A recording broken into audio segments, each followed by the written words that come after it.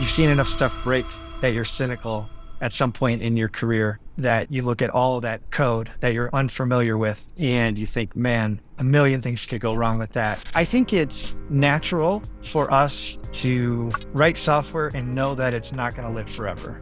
So as a programmer, you should never really get married to your code that you write, and know that unless something goes horribly wrong, somebody's going to be rewriting it at some point past any recognition that you have, right? What do you think Elixir does best above all compared to other languages? I think it just happens to mirror very well the applications that people are building nowadays. Sure. I guess the Elixir services are so much more performant than the other languages that you kind of have to throttle yourself a little bit, which is kind of wild to think about, you know. I haven't seen a lot of benchmarking, I don't think, from like, hey, we moved off of Elixir onto XYZ and this is what we got out of it. What database are you going to choose? And you can make a very opinionated choice and build it on a different database technology, thinking you're going to go a certain direction. But to me, I think Postgres is the choice. It's going to be the choice.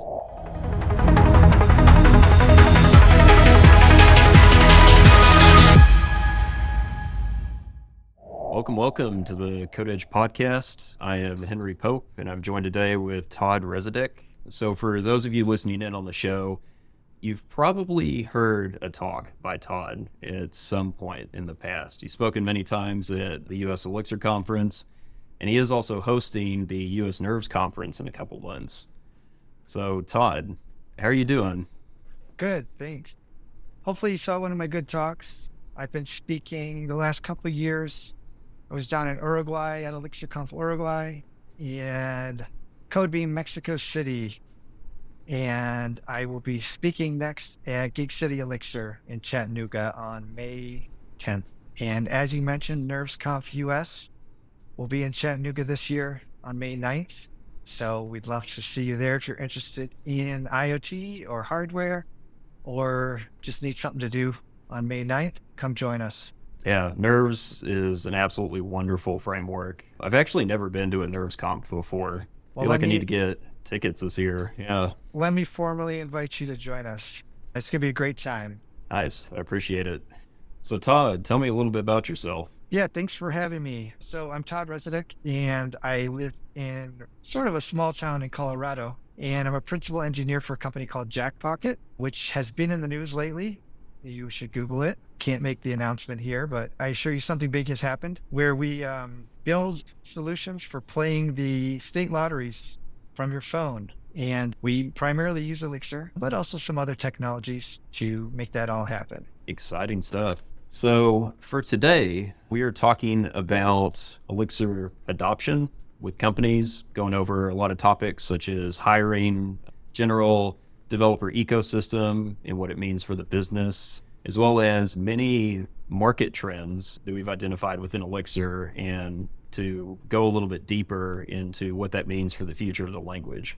So to kick things off, Todd, why do you love Elixir? Oh boy. Well, that's a great question. I mean, I love my kids. I like Elixir a lot, just to make sure. But as far as programming languages go, it's my favorite. I think one thing I really like about it is the documentation. Whenever I'm working in a different language, another language, it's always hard to get used to what the industry standard is for documentation compared to what Elixir has at this point. So I'd say that's one of the reasons, amongst many. I mean, being a functional language, I think it's easier to understand, easier to work in, a little bit cleaner. And then all the first order elements of an Erlang system, just in terms of reliability and asynchronous functionality, things like that, make it easy to solve problems with.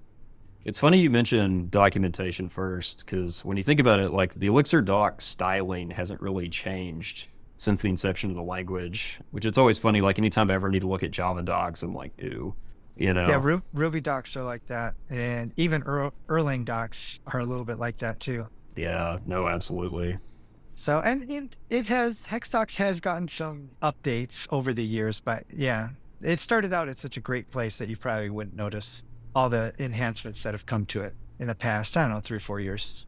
So I guess thinking about it, what do you think Elixir does best above all compared to other languages? I think if I was going to give a pitch for it, I would say the way the scheduler works and the way that processes are sort of organized in Erlang and Elixir in that case, I think it just happens to mirror very well the applications that people are building nowadays. So to give you an example, a history lesson, I mean, the Erlang VM was designed for telephone switches, right? So designed by Mm. Ericsson in the mid 1980s to run telephone networks in Northern Europe, right? And so there's certain properties of a telephone network, such as resiliency or letting things crash, for instance, like instead of ruining everybody's phone call, let's just take and end this phone call early and somebody will just call back, and being able to route things simultaneously in a million different directions. It made sense for phones in the 80s. And I think web applications were not necessarily there. We were just in the regular post-back routine into the early 2000s of submit a form, click, wait for the post-back, stateless sort of applications. But as our taste in software and just sort of software and design in general has gone the way of having asynchronous updates and real-time communications, at some point, I don't know if Jose came about this or how it came about, but there was probably a realization that what we're trying to mimic in our applications closely mirrors what the Erlang VM already does. We've come to a point where the way we use computers now looks a lot like the way people in Northern Europe used phones in 1985. And so it's not that Erlang became the right solution. It's probably closer that the problem moved towards the existing Erlang solution, if that makes any sense. No, it absolutely does. We actually touched on this in our first podcast episode, how to take that even a step further, IoT is essentially an extension of the internet, which is an extension of phones. It's all the same network, just over and over again. Yeah, So, patterns are repeating themselves. Yeah, it was a yeah. great episode, and happy to talk about nerves if you want to, but I feel like you spent a good amount of time on that already. But to answer the question of like why you would choose Elixir, I think that's one good use case is if you look at a company like SmartRent, for instance, they've got a big web component, a UI component that customers touch, and then they've got a bunch of hardware components. So SmartRent, for those that don't know, builds hardware and software for managing properties, I guess. I think multi-tenant properties would probably be the best way to define that. So if you've got an apartment building and you want to make sure you have all the thermostats, are set so they won't go below freezing, or you want to make sure there's no leaks in the hot water heaters or something like that. You want to have insights into your properties. SmartRent has solutions for that. And so as a company, what could be better than having your front end and your back end and your hardware all written in the same languages?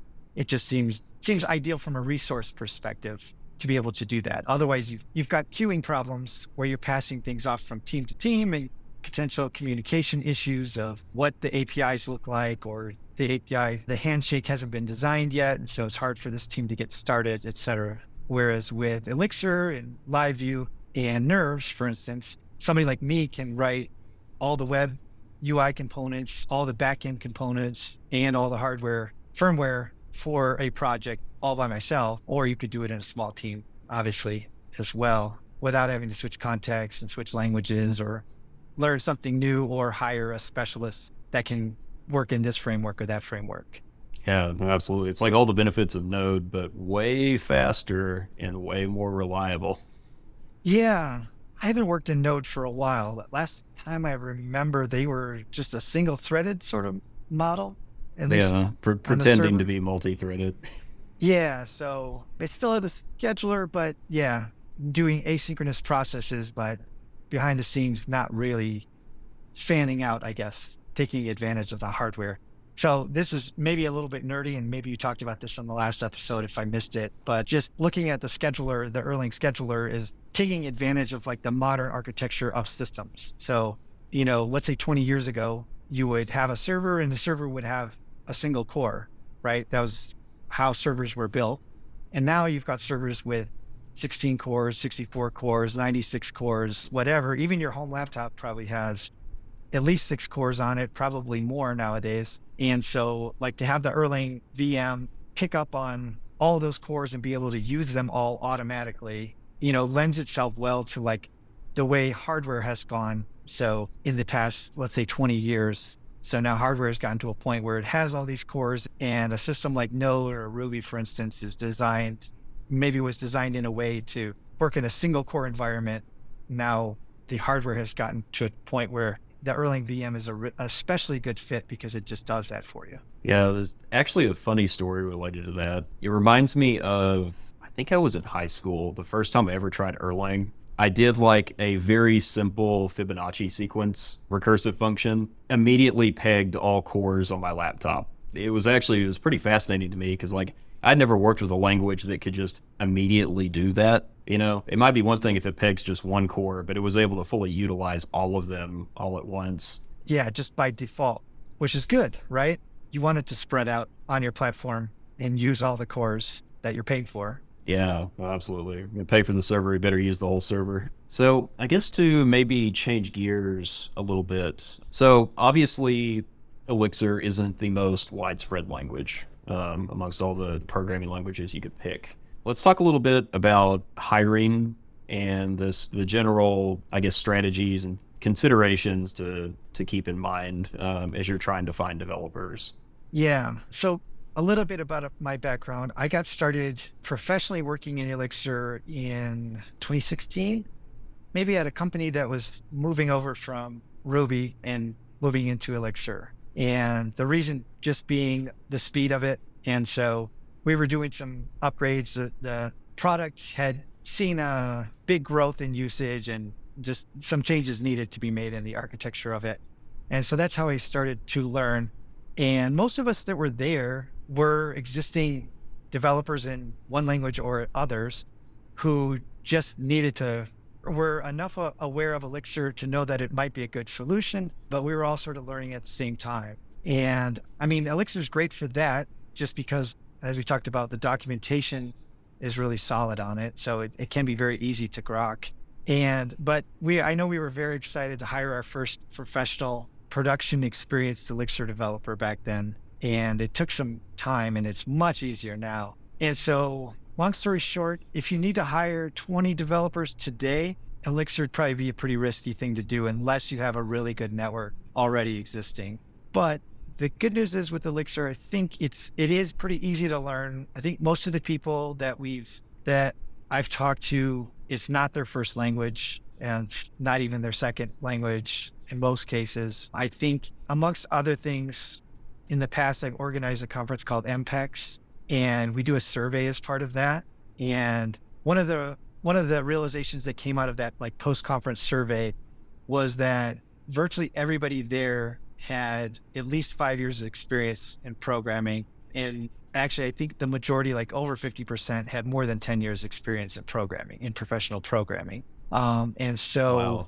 Yeah, so you have to search a little bit harder for the talent, but you're generally going to get more senior level people who have come around to it. And I still think it is an easy enough language to learn that if you had a team of people that were familiar with another language, not necessarily even a functional programming language, it is easy enough to learn that you can hire people that are good programmers that want to learn Elixir rather than people that have Elixir experience. And yeah, like I said, it'll probably take a little bit more work. You're not going to be able to hire 20 people next week like you would with JavaScript, but the talent pool it looks a little different, I guess, as well. Yeah, I guess that's the real question is, do you want a small group of really talented devs or an army of mid-tier devs? Yeah, I don't know that it's necessarily the choice you have to make, but I think when you're interviewing Elixir devs, your chances of them having a certain level of experience without even asking them are probably a bit higher. So you're kind of filtering out a lot of people just by nature of the language or where the language is right now. In addition, like we talked about, Elixir devs, if you're using live view, you can hire fewer people to do the amount of work that you wanted to get done. So instead of hiring 3 React devs and 3 Ruby devs, you might hire 3 Elixir devs and have them do the front end and the back end. Yeah, no, exactly. That is a fascinating point about the hiring filter. I didn't really think about that. So technically, you could be saving time and money just by nature of your language pick. Yes, I would say your top of funnel is going to look quite different experience-wise when you're posting an Erlang or an Elixir job versus posting a JavaScript job. I mean, it's not exclusive to Elixir, right? Sure, if you posted a Fortran job, the top of funnel will look way different than an Elixir job. Everyone's minimum 30 years experience. Right. Yeah, exactly. Yeah. So there's definitely advantages and disadvantages. I think if you're focused on Elixir, you just need to start to build a network and kind of know the places to look for talent. So it's gotten in the last, I don't know, 6 or 7 years that I've been working in it and hiring for it. It's definitely gotten a lot easier, although it's obviously not a mainstream language yet. Well, I mean, when you think about it too, Ruby was around for a while before it ever became mainstream. So I started it in 2005. I think like most people, I never heard of it until Rails came out, but I think it existed for quite a while before that, right? Actually, since the mid to early 90s, I think. Yeah, it had. I mean, obviously, I don't think it was ever really intended to be a web service type language, but yeah, no, I mean, it's certainly been around for a while. It's kind of funny too. In a lot of ways, I think of Elixir because obviously the syntax is very similar to Ruby. Maybe it just kind of is the natural evolution of Ruby. Yeah. I don't know, people say that, but I don't see so many similarities. Maybe they've diverged enough in the past couple of years that it's hard to recognize their relationship anymore. But I mean, they're both made to be pretty easy to start, like to jump into and make sense syntactically. So comparing those to a language like PHP or Perl, where you might have 4 functions that do the same thing, and one of them is Pascal case, and one of them is same thing, and it's been a while since I worked it.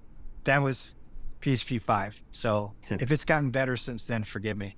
Not sure I can comment on that. PHP is kind of that. You only got to touch it when you got to touch it, at least as far as what I do in my day-to-day. There's definitely some similarities. You can see how you can switch back and forth between them, but I don't think they're as similar as people sometimes make it out to be. And I'm glad for that reason. I think, hot take, one of the things about Phoenix that I think could be better, the Phoenix framework could be better, is I feel like, at least in the older versions, when a decision had to be made and there wasn't an obvious solution, you could definitely see where it defaulted to whatever Rails did at the time. And I think it's definitely gotten more opinionated. But let's say when I was starting, it sort of defaulted to whatever decision the Rails team had previously made. And it makes sense because the people that were working on the Phoenix project at the time were people that were working on Rails before that, and they probably made the original decisions or were part of them, and they were probably good decisions at the time. But I always thought it was beneath Phoenix to just sort of be the Elixir version of Rails. Like, it could be so much more. And I mean, that's when I started. So in the last 5 years, I think it's definitely shed that sort of personality for me. It did help early on because, I mean, I was doing Ruby before I did Elixir, and especially a lot of those Rails similarities, like, felt right at home. I remember when Tyler and I were, knocking out our first web applications in the company, like it having just come off of a big Rails project and immediately trying out Phoenix for the first time. It seemed like a very seamless transition for us. That's a good point. Maybe it would have never been as popular as it is if it hadn't made those decisions in the beginning. And I do remember, because I was programming mostly in Rails before that, I do remember doing a lot of searches online for, like, how do you do this Rails thing, Ruby thing in Elixir or in Phoenix? And typing in the Rails term, and there was usually a lot of answers of, like, explanations on how Phoenix does it versus Rails. That is probably really helpful. So let's see here. So I guess going along with Phoenix, let's talk about dependencies for a little bit and just packages in the general ecosystem. How do you feel about Elixir dependencies? Well, you're in luck. So the package manager and the package registry for Elixir is called Hex. I'm one of the 3 maintainers of Hex. I primarily work on the CLI, but I've worked in all the areas of it in the past. And so I do have some strong opinions on it. I could go on all day. So I think we've put in a lot of focus into the ergonomics of package management.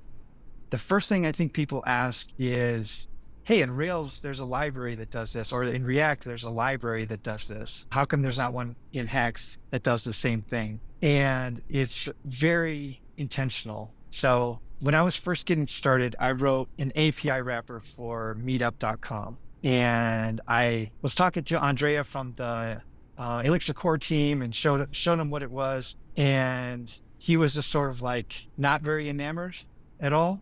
And here I thought like, hey, this ecosystem doesn't have enough packages. People are looking for these things in the Rails ecosystem. And they come over and we don't have them. So I'm helping to fill in the gaps. And come to find out, it's like a very philosophically different ecosystem. And in the Elixir world, it's just not really asked for to write wrapper code, like just write it yourself. And so a lot of the tools, a lot of libraries you get are sort of the lowest level implementation. And then the idea is that and I think this goes along with the fact that Elixir programmers are generally pretty experienced, are like, hey, why would you want me to design an API for you to use to do this thing and then have to work with whatever API design I came up with? You're smart enough. Like, here are the basic tools to, let's say, write an API wrapper. Like, here's the JSON encoding and decoding library, and here's the HTTP library that you need, or whatever else that little bits and pieces that you might need that are sort of like the first order components of it. And then you build the API, design it the way you want to use it. And so like that was an important lesson for me, that we don't have as many packages as NPM or as many as Ruby gems, but in a lot of ways it's completely intentional that we don't have that. And so keep that in mind if you're just looking at pure numbers and using that as a way to judge like how mature the community is. That's just like not a measurement. I think that in the Elixir and Erlang world, that's just like not a measurement that we value strongly. There is, not to mention too, API wrapper packages like that are a pain to maintain long term. Yeah, open source in general, it can, it can get crufty in age over time. So especially having to keep in the loop to make those API updates. Yeah, like if you're a company and you write it because you're using that service, you open source it, it's fine. But then a couple years goes by and you switch to a different vendor and you're not using that API anymore, there's no reason to think you keep updating it. So it becomes a little bit stale. And the other thing on the registry is if you look at the dependency graph of an Elixir app versus a Node app, for instance, this is easy pickings here. From a maintainability and security standpoint, the Hex resolver is very different than other package management resolvers out there. And so the benefit is you're going to end up with a lot less library code overall. And so, which is good. Like you said, more code is more code to maintain. And also just from a security standpoint, if you look at the attack vectors on a Node app, I mean, it's just impossible to plug those up, right? You've got 600 plus libraries in your average Node app. And most of your developers would tell you they don't really know what any of the code in any of those 600 libraries looks like, much less audit it for security. You just sort of hope for the best. Yeah.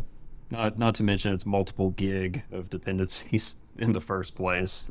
Just pulling it around, building images, passing images around and stuff.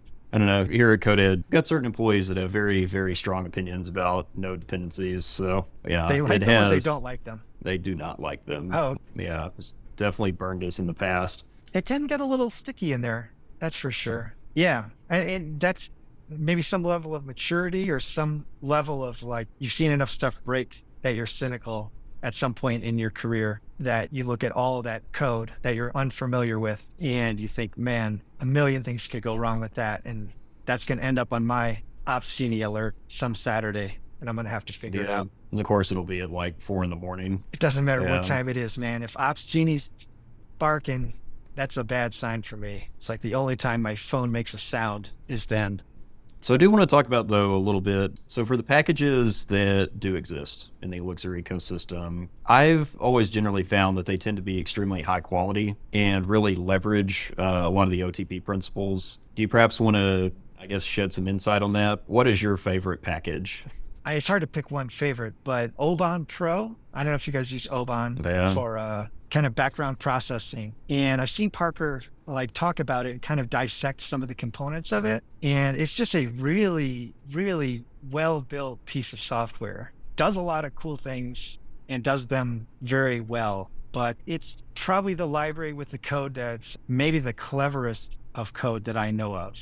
Yeah, I feel like I need to dig through source because I've not actually peered into it. It's probably easier to just run into him one day and just ask him about it so he can explain it to you, because it's not some of the decisions are not obvious at all. But yeah, it's pretty amazing little piece of software. So, and I think like the ones that are the most popular are some of the most simple ones, like JSON. Michal Moschala's like JSON encoding and decoding library. I don't think that there's like a ton of code to it. It's just really, really well written, really efficient and fast. Yeah, I don't know. I mean, I guess obviously JSON parsing is the thing we always need. I wish we could apply that same principle to, I guess, other utility packages. Like I know we've been getting there with web servers. I don't know, seeing Bandit start to get used more. I can't remember, is it default in Phoenix now? Or are they talking about making that switch? Yeah, no, I haven't seen it in Phoenix. So maybe it's in an upcoming version. Maybe. Yeah, I don't want to say it's just a rumor right now. I don't know. It sounds familiar, but yeah, I don't know for sure. And yeah, you're right. That was always a really important part. I mean, that's obviously a huge part. And for a long time, we've been working off of some Erlang libraries that have worked well, but are just maybe showing their age a little bit. So trying to think of some of the different libraries we've used, but like look at a package like Mint, for instance, that came out that was just like a really clever, simple HTTP library. And that was a few years ago, and now you've got Rect, I guess, which is a Wojtek's library. And so I guess you're right. I forgot about that, but it's good to see those things there are people that are thinking about all those primary components. I remember the days of Hex back in 2015. There were packages, but I think there were still less than 1,000 packages at the time. I believe it. I was lucky. I got in, I think I was at less than 1,000. I was like 900 something when I published my first package. But oh yeah, what was it? Proud of it. Pigeon, the push notification library. Oh, cool. I've never used it. Are you still maintaining it? Is this still something people use? People are using it. Obviously, I've had version 2.0 and release candidate status for a while. I need to finally go ahead and ship it out the door. It does get kind of hard. You get busy with other stuff. Yeah, and I guess actually when you think about it too, technically I did just write an API wrapper for 3 different push APIs. Hey, that's fine. As long as it's not just one. I think my first that I remember is Chameleon. Not the jest, but it's a color transform library. So looking up colors from one model and transforming, from an RGB to a hex model, or from hex to Pantone or something like that. And for me, it was just more of an exercise in learning Elixir at the time and learning more about hex. And then I got an email shortly thereafter from a guy named Frank Hunleth asking me about the license on Chameleon because he wanted to use it in a Nerves project and wanted it to be GPL compatible. And this is a highlight of my career because I'd known of Frank, but I'd never met him before. And I was like, holy cow, this guy Frank Hunleth just emailed me and wants to talk to me about the software that I wrote. He was like one of the best things that's ever happened to me. Oh, it's really cool. I love that feeling of recognition. It's weird too, because it seems like all of us in the community just really help each other out, reaching out for things. Yeah, I hope so. So talking about Elixir more in the general business ecosystem as it relates to other languages, I know the general rumors lately have been that there's large companies moving away from Elixir. What are your thoughts on that?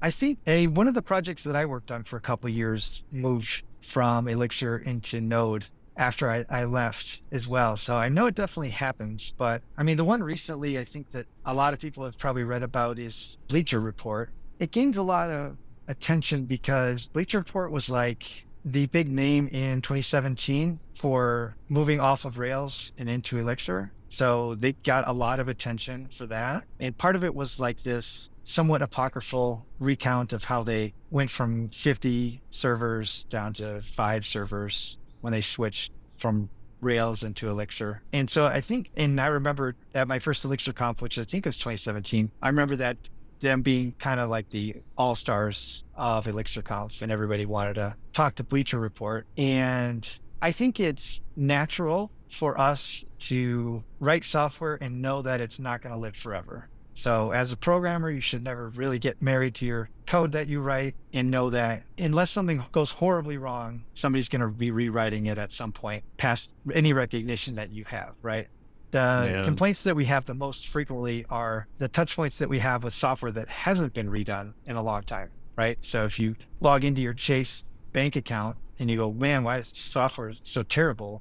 It's because they wrote it in C, like in 1988, and they just haven't paid any attention to it since then. And so like that to me is the worst case scenario, certainly worse than writing something in Elixir, having it live for 10 or 6 or 8 years, and then having it rewritten in some other language. So I think that's the first part, is like there's a natural entropy to any software that you write. So the second you publish it, it's already stale to some degree. I mean, just to level set a little bit, like I, like a lot of people, assumed that Bleacher Report was 50 programmers working in Elixir building this stuff. And the truth is, I don't think there were ever more than about 10. And so even though it seems like a big project to move off of Elixir onto another stack, I don't think it ever really was as big as people make it out to be. So like if Basecamp was like, yeah, we're rewriting in Elixir, I think that would make big waves in the Rails community, right?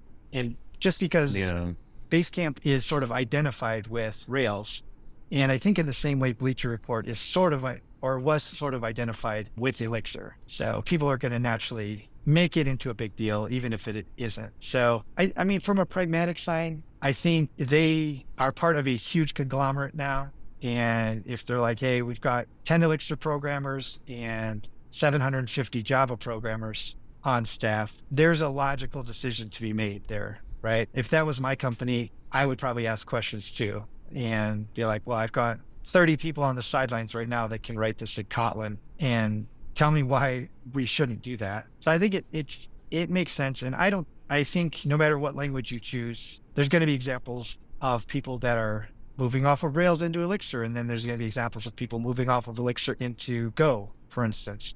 And that is just part of the industry. I don't think it's definitely not a sign that like most companies are doing this. In fact, if you look at a lot of the data, like Stack Overflow survey data, for instance, it's pretty obvious that more people are moving on to Elixir than are moving away from it at this point. So yeah, I guess that's my 2 cents on it. I mean, for them, I think there are ways to rewrite an Elixir app into another stack and make it work. I don't think it would ever be as clean. You're probably going to have 4 times as much code to do the same things.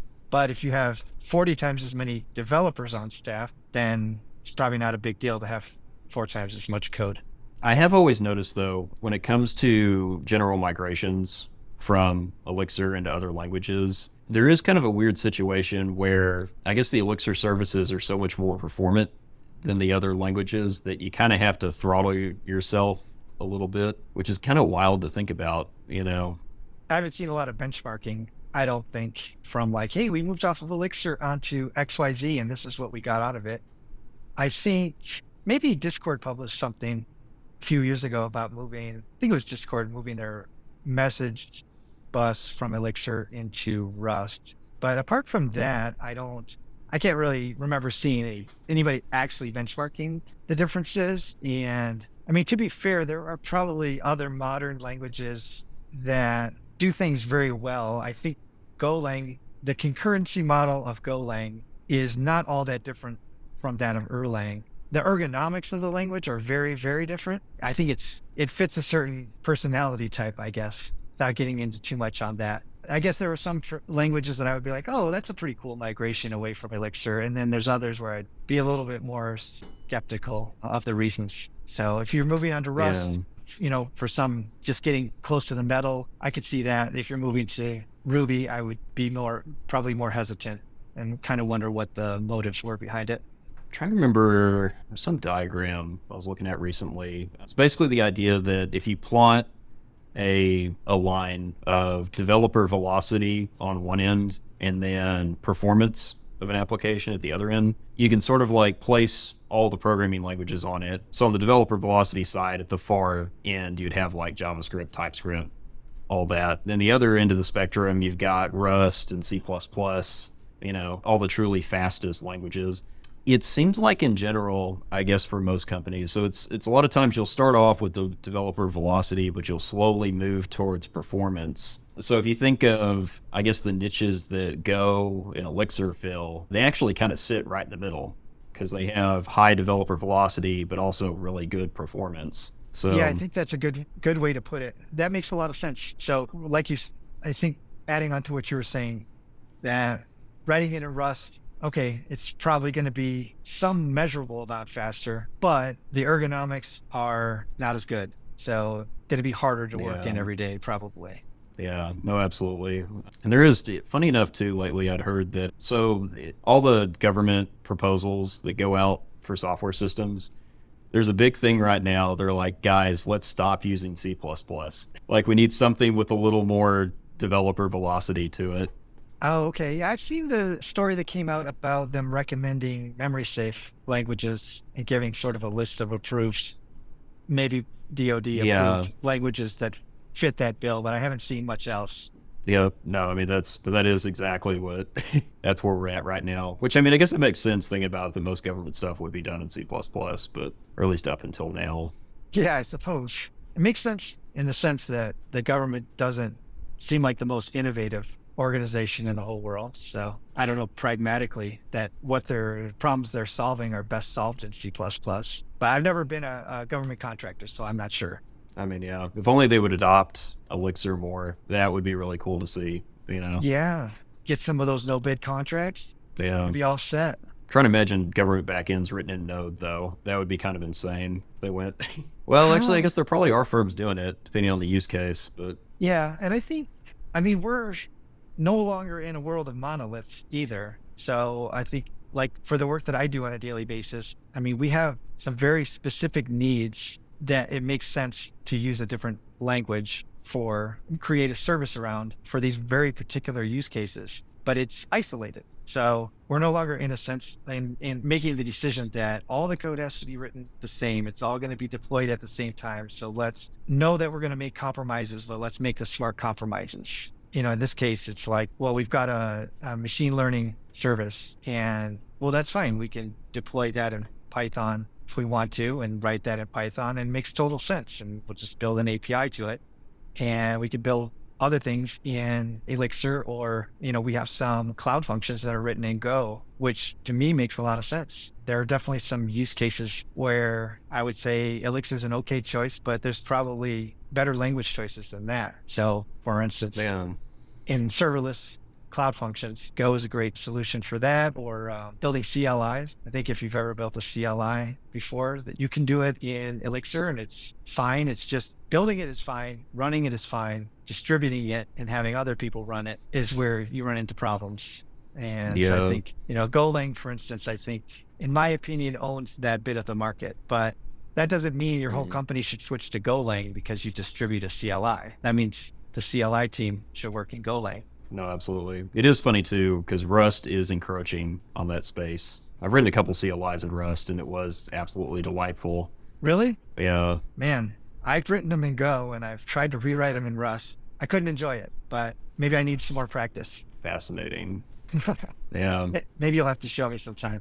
Yeah, Go is definitely my choice for CLIs. And I don't know enough about Rust to form an opinion whether it would be better or worse. The ergonomics of Go make it horrible as a daily driver, in my opinion. Like, why do I have to include string? Why do I have to include IO or require IO on every program I write? Like, when they say batteries not included, they really mean it. So, which is okay for a CLI, but I would say most times you write a program, you're like, yes, I am going to use strings in this program. So there's something to be said for including at least just one battery, but you could probably shed, 40 bytes from a Go, like a distributed Go CLI, if you remove one of those libraries, if you just so happen to not need it. So I am curious your opinion on this though. So I've wondered a lot long term what really is Elixir's place in everything. And I've kind of thought of it as, I guess, almost a glue language within like your general systems architecture. Because you brought up a great point that obviously for certain microservices, you would, just do them in the appropriate language for it. But I guess thinking about it, it's all like, what if Elixir was kind of the way to really connect those together and orchestrate things? I'm curious what you think about that. I mean, I think of it in our systems as more of a general purpose language than that, like a good default. So more than just glue. I think more of a sensible default. What you're describing, I think it reminds me of RabbitMQ, and I'm not sure if you've used that much in the past, but if you look at RabbitMQ versus other message bus software, I would just say Kafka, even though it's a bit different, but some people use it the same way. I like it because when I'm reading the docs, it's written from the perspective of an Erlang programmer. And so it just sort of like paradigms make sense to me. So I'm not sure how familiar you are with RabbitMQ, but I've used it a lot. I do love the docs. Yes, I think you can only love the docs if you are already familiar with Erlang, or you are already sort of bought into the whole idea of how Erlang primitives work. But to me, what's nice about it is I feel like I have a mental model of what the internals of RabbitMQ are before I even look at them, because I sort of understand how Erlang works and sort of just understand that it's built kind of in that mental framework. And so I'm not sure where I was going with that, but the point of it is like general purpose, like here's a message bus that's written in Erlang. I say Elixir, Erlang is, to me, they're sort of interchangeable, but here's a message bus, great solution for that. Here's a sort of a JavaScript framework, I guess, live view. I don't know what else to call it besides that, front end framework. And that's written in Elixir. And then here's a backend framework like Phoenix, or a web framework like Phoenix. And here's backend tools. And here's Nerves. And here's some machine learning stuff. So like, to me, Elixir makes a great default language for architecting a system. And then when you get to that point that you were describing where you are willing to cede ergonomics for performance, then it makes sense to pull them out. But in staying in the middle of that spectrum of high performance and high ergonomics makes sense as a default until one of those two things doesn't meet your needs anymore. And then it makes more sense to me to isolate that and build that in some other language.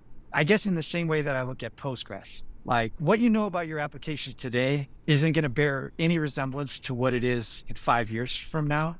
Right? Like you think you know where the application is going in the next 5 years, but you don't. And so you're making decisions today for the long term. And so what database are you going to choose? And you can make a very opinionated choice and build it on a different database technology, thinking you're going to go a certain direction. But to me, I think Postgres is the choice. It's going to be the choice. It's got the most features and performance and extensions and improvements over time that you don't know where you're going to be in 5 years, but there's a good chance that Postgres is probably going to still be able to solve your problems. Let's look at Elixir in the same way. You don't know where you're going to be, but this is hopefully still going to get you 90% of the way there in 5 years from now, and you can make tweaks later on. But they used to say in the 80s, no one ever got fired for buying IBM. I don't know if you've ever heard that saying before.